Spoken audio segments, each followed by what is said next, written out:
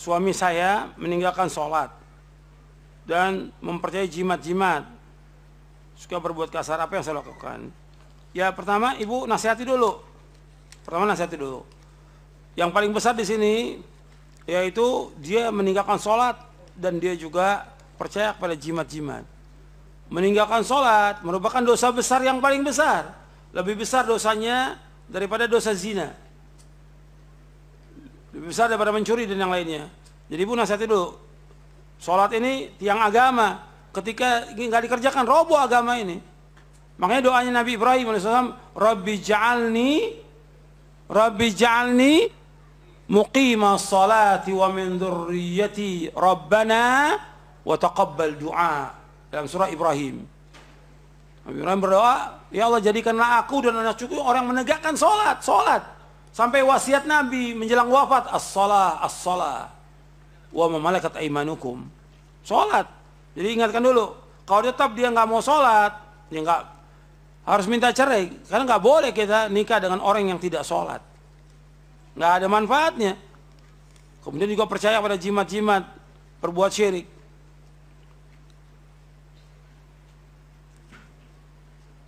Kami dituduh murji'ah. Apa itu murji'ah? Tolong jelaskan. Yang nuduhnya juga nggak tahu. Memang sekarang ini zaman kebodohan, zaman ketololan gitu. Yang nuduhnya kiai, ustadz, ditanya seperti nuduh Wahabi. Saya tak pernah tanya seorang kiai, antum mengatakan kita Wahabi itu apa?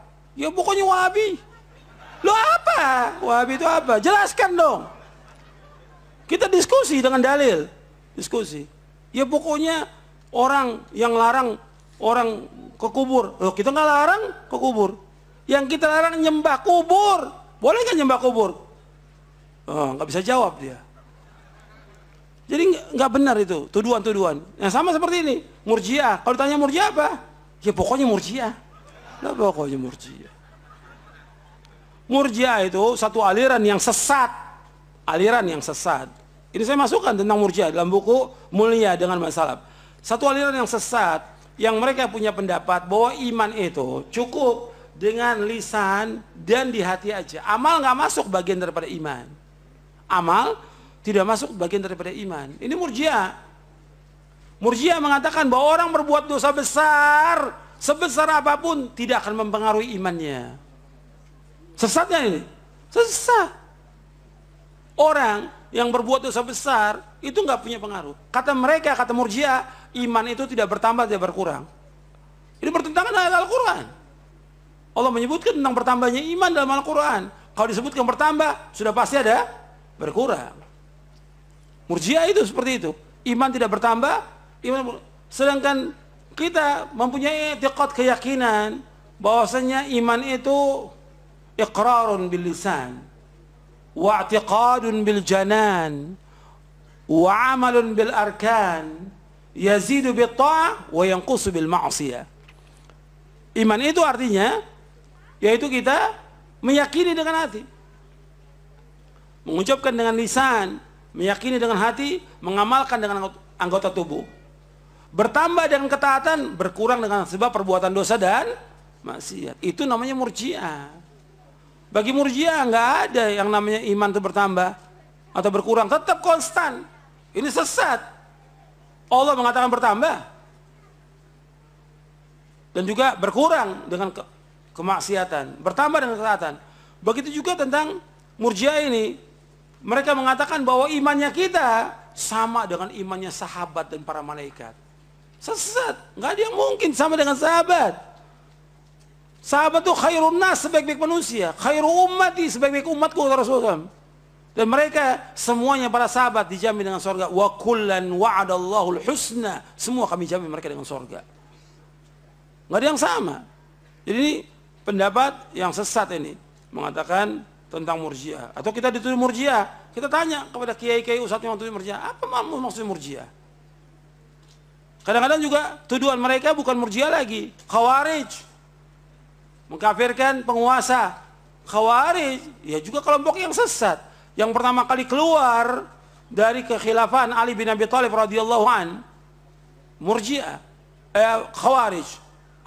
khawarij. Yang pertama awalnya pada zaman Khilafah Utsman mulai ada yang seperti itu, memberontak. Sampai Utsman terbunuh. Kemudian lebih jelas lagi, mereka berkumpul di Harura, di Kufah itu untuk menyerang Ali bin Abi Thalib. Dibawakan oleh mereka ayat Al-Quran, Khawarij ini. Khawarij ini membawakan ayat Al-Quran kepada Ali bin Abi Thalib. Inil hukmu ilallah. Hukum itu milik Allah. Ayat dibawakan, betul kata Ali. Kata Ali, kalimatu haqqin urida biha batil. Kalimat yang hak yang dimaksudkan oleh kebatilan. Karena mereka ingin mengkafirkan siapa? Penguasa dan orang-orang berbuat besar. Jadi ini kebalikannya nih. Kalau Khawarij mengkafirkan kaum muslimin, Khawarij mengatakan orang berbuat dosa besar kafir, Khawarij mengatakan para pemimpin penguasa yang ada pemerintah ini kafir, ini Khawarij. Harus dibunuh, harus diperangi. Maka mereka mengadakan semua perbuatan bagaimana meledakkan bom atau memusuhi pemerintah. Ini Khawarij, sesat ini. Dilawan dengan Murji'ah. Murji'ah juga sesat. Murji'ah mengatakan orang Islam yang berbuat dosa besar sebesar apapun tidak berkurang imannya. Kemudian dia mengatakan bahwa iman kita sama dengan iman sahabat. Ini sesat ini. Amal tidak masuk bagian daripada iman. Jadi kalau orang nggak puasa, nggak sholat, ya imannya tetap. Kata mereka, sesatnya ini. Sesat. Karena dianggap amal itu tidak punya pengaruh. Murji'ah ini sesat. Khawarij juga sesat. Syiah juga sesat. Dan banyak lagi yang sesat. Kalau kita bilang ini sesat, bukan kita menyesatkan umat. Karena memang ada dalam firqah-firqah yang sesat. Nabi yang pertama kali mengatakan firqah-firqah sesat, yang pertama kali Nabi. Kata Nabi, umat Islam terpecah menjadi berapa golongan? 73. Kata Nabi SAW, 72 masuk neraka, 1 yang masuk surga. Jadi yang pertama kali tentang mengatakan firqah-firqah sesat siapa?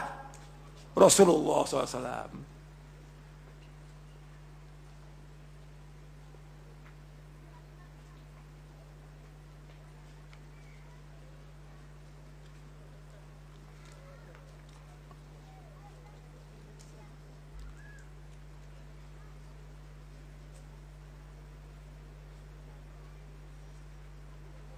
Manusia yang meninggal dunia dalam keadaan mereka berbuat kesyirikan, menyembah kubur, percaya pada jimat, dukun-dukun dan segala macam, dan dia mati dalam keadaan syirik,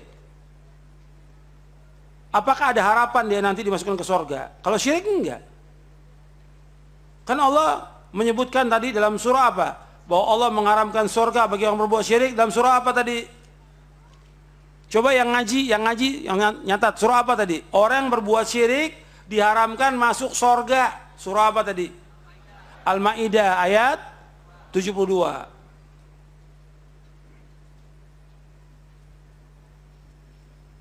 Ruqyah tadi sebutkan inna ruqa wa tama'im. Ruqyah yang bagaimana? Ruqyah yang dia menggunakan jampe-jampe yang tidak jelas. Bab syarat untuk ruqyah itu dia harus dari Quran, dari Sunnah, dan kalimat-kalimat yang bisa dipahami dengan bahasa Arab dan kalimat-kalimat yang bisa dipahami yang datang dari Quran dan Sunnah-Sunnah Nabi SAW. Kan banyak juga orang meruqyah dengan mantra-mantra nggak terus. Tujuannya manggil jin dia. Bacaannya qomat kamit nggak jelas ini. Ada nggak itu? Ada. Ini syirik. Dari zaman jahiliyah sudah ada itu.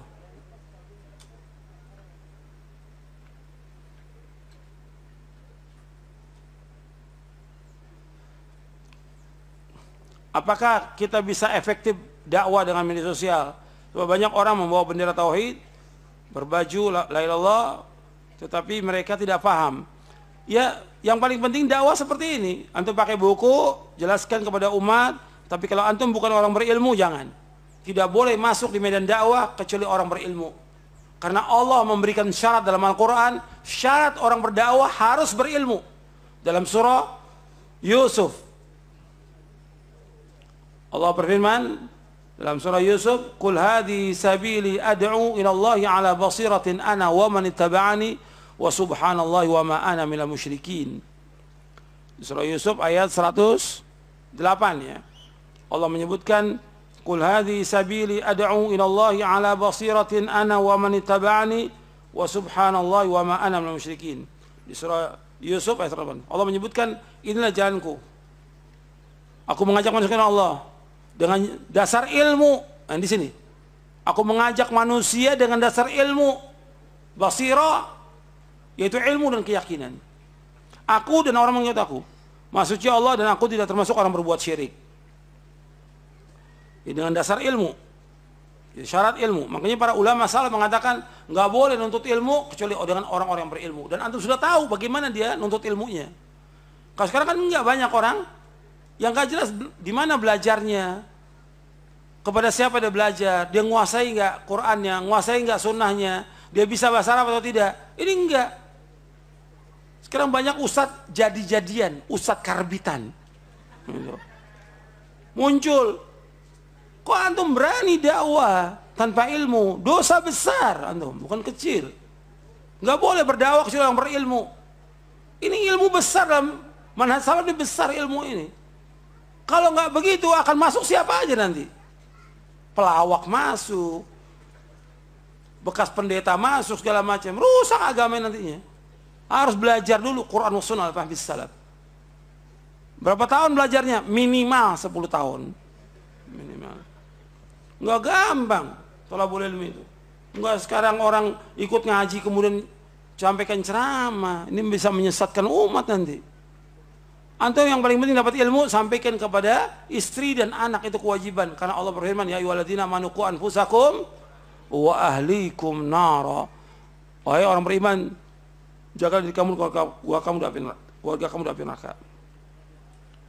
Jadi melalui media sosial itu orang-orang yang berilmu. Kalau antum nggak berilmu, jangan. Antum berikan aja buku-buku ini, kasih buku-buku kepada para pejabat, kepada sanak famili agar mereka baca. Gitu.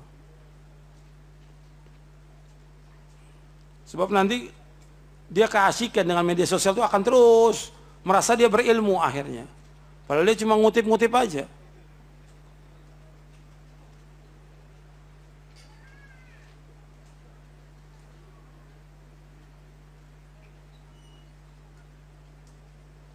Ini menyampaikan kepada keluarga, orang tua dan keluarga tentang tauhid.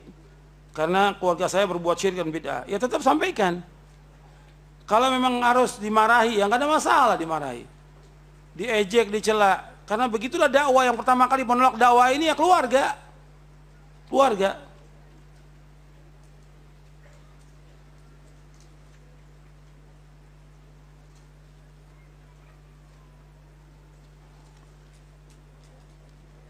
Kalau dia seorang muslim, sebagai orang tua saya dia berbuat syirik, dan kita nggak tahu, dia juga nggak tahu bagaimana, ya kita terus saja. Dia yang dasarnya dia Islam, udah kita berdoa kepada Allah agar diampuni dosa-dosanya. Tapi kalau sudah sampai hujjah dan dia menolak, tetap berbuat syirik, itu nggak ada uzur bagi dia. Bagaimana menjelaskan tentang tauhid ini yang mudah? Ya antum bisa buku usul salatah. Kalau ustadz yang paham bahasa Arab, jelaskan dari mulai usul salatah. Kalau dia orang awam, ya antum kasih terjemahannya. Terjemahan usul salatah, terjemahan kitab tauhid. Dan itu semuanya mudah, nggak ada yang sulit.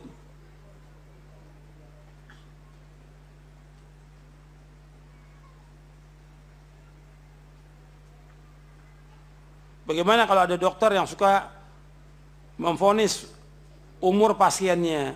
Ya nggak boleh. Dari mana dia tahu bahwa ini akan meninggal dunia? Dia hanya tahu dengan sebatas ilmunya. Menurut ilmu yang saya pelajari, bahwa ini seperti ini akibatnya. Tapi soal masalah ajal di tangan Allah. Jelaskan gitu. Jangan putus asa, tetap berobat. Kasih harapan kepada manusia. Jangan kasih kalimat-kalimat yang orang itu putus asa tentang rahmat Allah.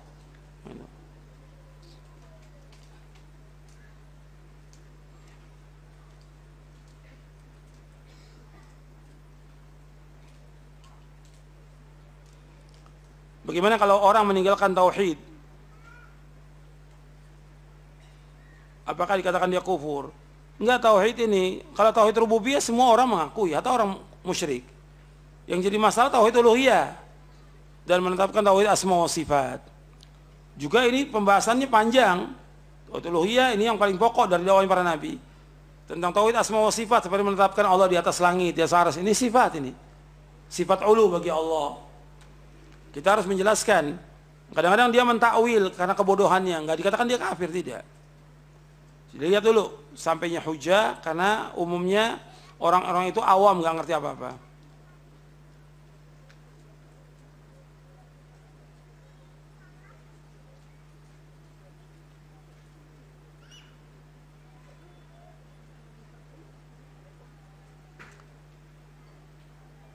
Saya punya orang tua, umurnya sudah 90 tahun, dan dia masuk Islam. Alhamdulillah sudah masuk Islam. Tapi dia sudah berkurang semuanya, baik pendengaran, penglihatan. Dan diajarkan sholat. Diajarkan sholat cukup dengan yang mudah aja. Baca subhanallah, alhamdulillah, Allahu akbar, itu aja dulu. Kalau yang panjang-panjang mungkin nggak bisa dia. Kan di zaman Nabi ada orang baru masuk Islam, diajarkan aja subhanallah, alhamdulillah, Allahu akbar. Ketika berdiri, ketika ruku, ketika i'tidal, sujud, itu aja yang dibaca. Nggak ada masalah. Karena dia baru, belum paham. Nanti kalau dia bisa ngikutin, bisa baca Al-Fatihah, alhamdulillah. Tapi dengan dia berzikir aja sudah cukup. Tapi usahakan kalau bisa diajarkan agar dia hafal Al-Fatihah. Dan diulang-ulang juga tentang syahadatnya, agar dia paham benar.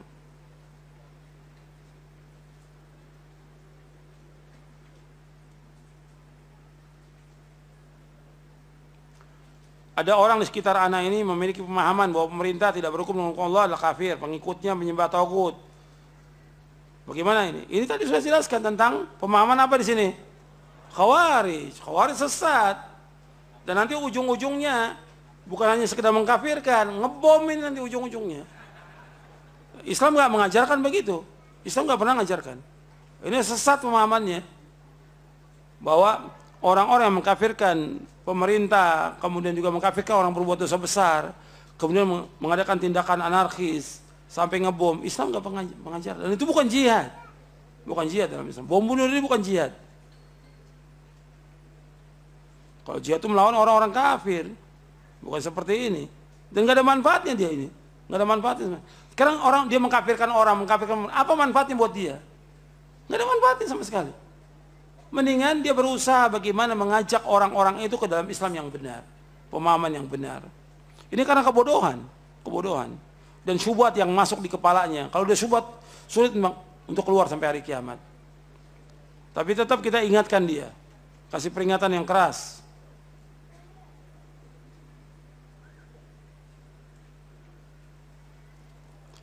Mana kita lebih penting mendidik anak di rumah pada libur atau mengikuti kajian? Artinya kita kan tetap wajib menuntut ilmu. Kalau soal kajian kan kita juga nggak tiap hari kajian. Mendidik anak kan tiap hari di rumah. Jadi kedua orang tuanya tetap wajib mendidik anaknya itu setiap hari. Ya pagi atau dia pulang kerja, ibunya juga tetap demikian. Adapun hari libur, ya dimanfaatkan dia untuk menuntut ilmu syar'i.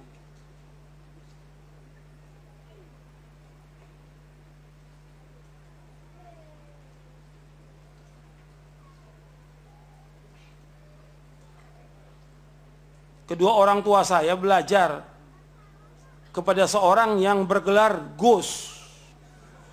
Beliau mengajarkan tarekat, hakikat, marifat, dan belum melakukan sholat. Wah, ini sesat ini. Sesat. Udah jelas sesat udah. Sholat yang pertama kali yang diajarkan. Dan sebaik-baik amal apa kata Nabi? Sholat. Wa'alamu anna khaira a'malikum as-shalah. Sampai Nabi Ibrahim AS mendoakan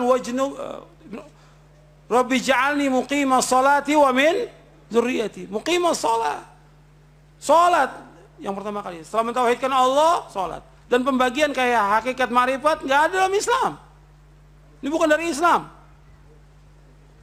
Ya tarekat hakikat tarekat syariat hakikat marifat bukan dari Islam. Agama Islam sudah sempurna, enggak boleh orang menambah-nambah yang baru dalam agama. Semua yang pertama kali diajarkan dan yang wajib atas mukallaf yaitu Allah. Mentauhidkan Allah.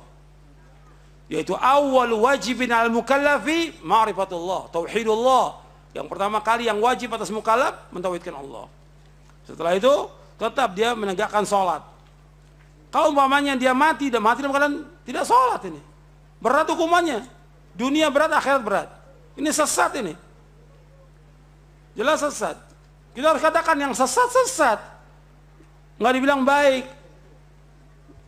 Jelas, siapa aja yang ngajarkan? Gus ke, Kiai ke, Habib. Kalau ngajarkan yang seperti ini, nggak ada contoh dari Nabi. Islam sudah sempurna belum? Sudah. Al-yawma akmaltu lakum dinakum wa atmamtu alaikum ni'mati wa raditu lakum al-islama dina. Dalam surah Al-Maidah ayat 3. Hari ini aku sempurnakan bagimu agamamu. Aku tak cukupkan nikmatku atasmu dan aku ridho Islam menjadi agama bagimu. Sempurna agama Islam ini.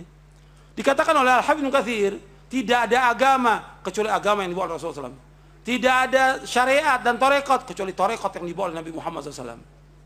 Nggak ada yang lain kecuali kita mengikuti. Sama seperti Imam Ibnu Abil Izz Al-Hanafi juga mengajarkan demikian.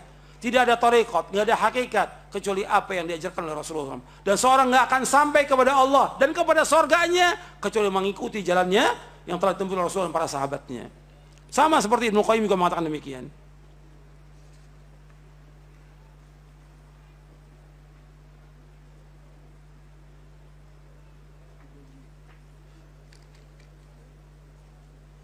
Tadi tentang ayat orang berbuat syirik bertaubat, saya sudah jelaskan ayatnya. Dalam surah apa tadi? Surah apa tadi? Az-Zumar ayat berapa tadi? 53.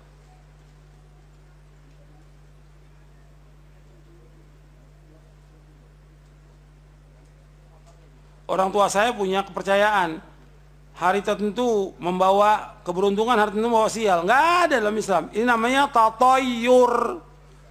Tatoyur itu syirik, kata Nabi. Atiyaratu syirkun, atiyaratu syirkun, atiyaratu syirkun. Tatoyur menganggap sial yang sesuatu syirik. Seperti percaya pada angka 13, sial. Syirik. Atau kalau dia keluar dari rumahnya ada kucing mati, ini sial. Atau yang lainnya. Ini nggak boleh dalam Islam. Ini syirik. Nabi yang mengatakan syirik. Dan ada dalam kitab Tauhid. Nanti antum baca dalam kitab Tauhid. Bab tatoyur.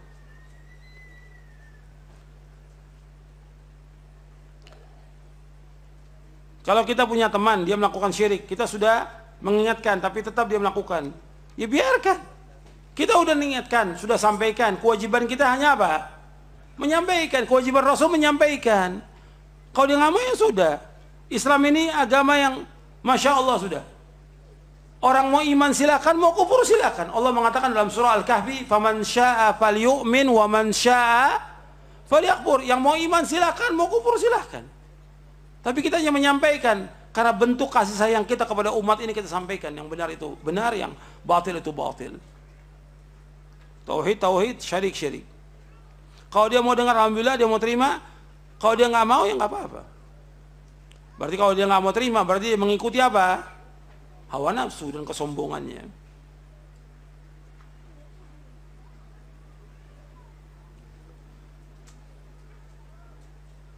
Tadi disebutkan tentang penyembelihan dan makan. Bagaimana kalau penyembelihan makan selamatan kematian 7 hari, 40 hari, 1000 hari? Apakah ada? Enggak dalam Islam. Apakah termasuk bid'ah? Ya bid'ah. Bid'ah dhalalah. Dan justru kalau kita lihat dari Imam Syafi'i nggak membolehkan, tidak membolehkan. Ini acara-acara kematian.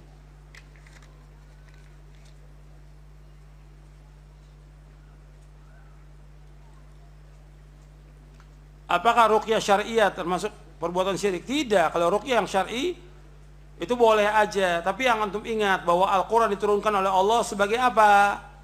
Petunjuk bagi manusia, huda, rahmat. Bukan kemudian dijadikan sebagai kitab ruqyah. Ini apa aja sekarang orang di ruqyah. Ini karena kebodohan. Juga banyak tukang ruqyah yang sudah kemasukan jin juga ini. Semua di ruqyah, nggak ada jelas. Mobil di ruqyah, motor di ruqyah, orang bodoh di ruqyah. Orang bodoh suruh belajar, bukan di ruqyah. Berarti yang ruqyah ini udah kemasukan ini. Jadi mestinya orang itu, orang bodoh suruh belajar. Apa aja di ruqyah sekarang ini? Sampai buka bekam ruqyah center. Ini nggak benar ini, yang seperti ini.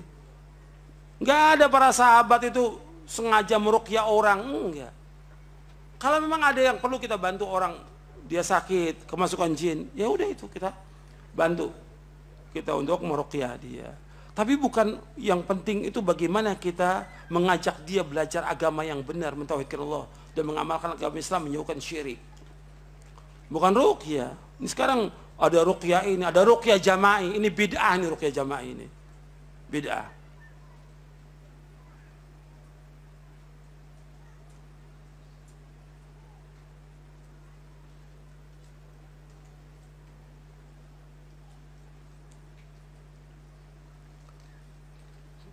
Kalau kita sudah bertobat dari kesyirikan dengan taubatan nasuha, apakah amal-amal kita bisa kembali lagi? Ya kalau amal-amal kebaikan yang dia ikhlas karena Allah, ya diterima oleh Allah Taala. Cuma dia harus taubat kepada Allah dari semuanya.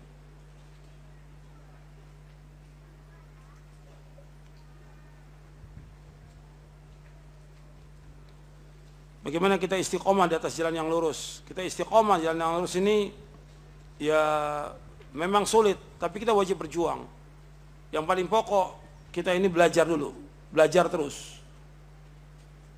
Ilmu, mengamalkan amal soleh, kemudian mentauhidkan Allah, menjauhkan syirik, kemudian kita mencari teman-teman yang baik dan terus berdoa kepada Allah, ya muqallibal qulub, tsabit qalbi ala dinik. Banyak saya sebutkan dalam buku Istiqomah, nanti Anda bisa baca kiat-kiat untuk istiqomah.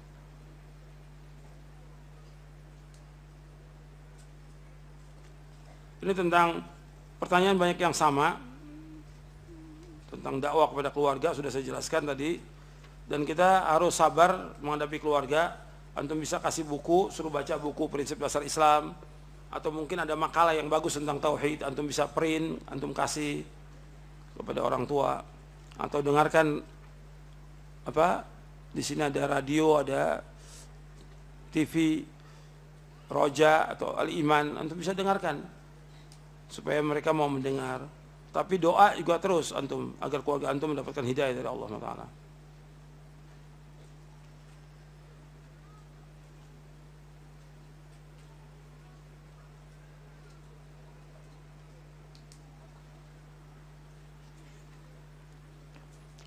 Apakah benar orang Islam itu semua tujuannya ke sorga?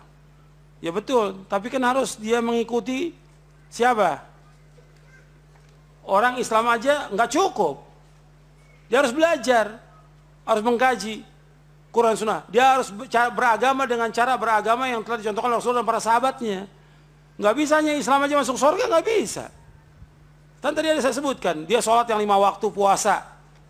Kalau dia berbuat syirik, nggak diterima oleh Allah.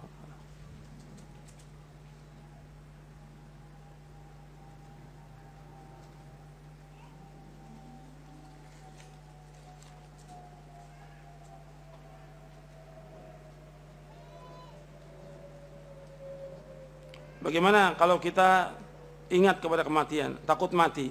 Takut mati nggak boleh, tapi ingat kepada kematian boleh, supaya kita betul-betul menjauhkan segala macam perbuatan dosa.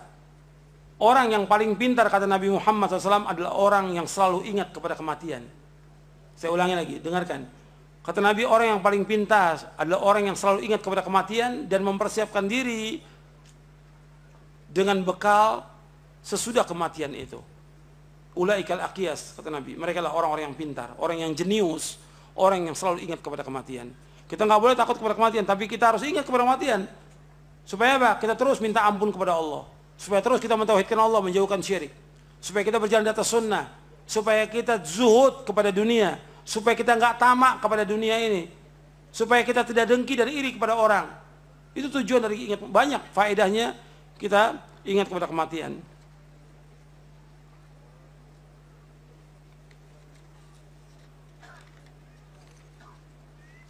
Bagaimana kita menghadapi situasi yang ada sekarang ini?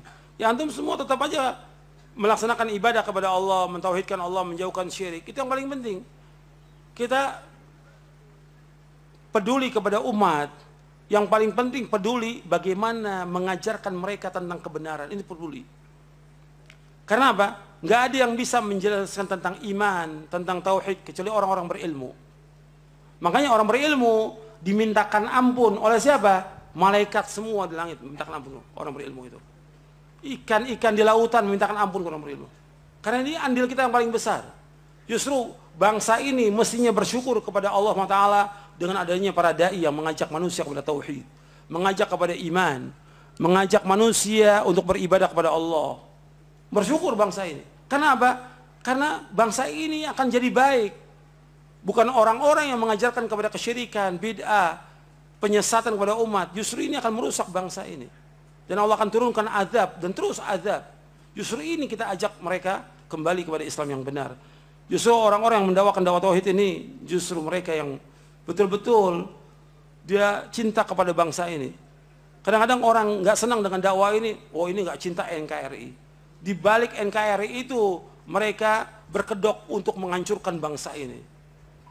Di balik kalimat hak asasi mereka berbuat segala macam bentuk kesyirikan, bid'ah, maksiat yang paling besar mereka lakukan apa? Di balik hak asasi manusia. Ini kerusakan. Kita orang yang cinta kepada bangsa ini untuk menegakkan tauhid kepada Allah Taala. Mesti dipahami oleh semua pejabat. Justru kita ini mengajak orang bangsa ini untuk mendapatkan barokah dari Allah, dihindarkan berbagai macam azab dan petaka. Yang insya Allah nanti akan saya sampaikan kenapa banyak terjadi azab dan petaka di mana-mana. Mudah-mudahan yang saya sampaikan sekarang ini bermanfaat untuk saya dan teman-teman sekalian. Materinya cukup sampai di sini. Kurang lebihnya saya mohon maaf. Dan kepada semua yang hadir, antum sudah sabar meskipun panas terik pada hari, antum sabar. Mudah-mudahan antum diberikan ganjaran yang besar oleh Allah Taala, mendapatkan ilmu yang bermanfaat dan berikan taufik untuk bisa mengamalkannya. Kurang lebihnya saya mohon maaf. Mudah-mudahan dosa kita diampuni oleh Allah Taala. Wassallallahu nabiyana Muhammadin SAW. Subhanakallahumma bihamdik asyhadu an la ilaha illa anta astaghfiruka wa atubu ilaik. Assalamualaikum warahmatullahi wabarakatuh.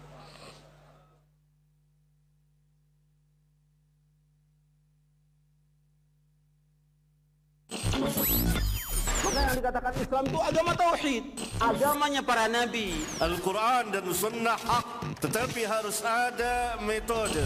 Kalau kita ingin bahagia di dunia, cari dengan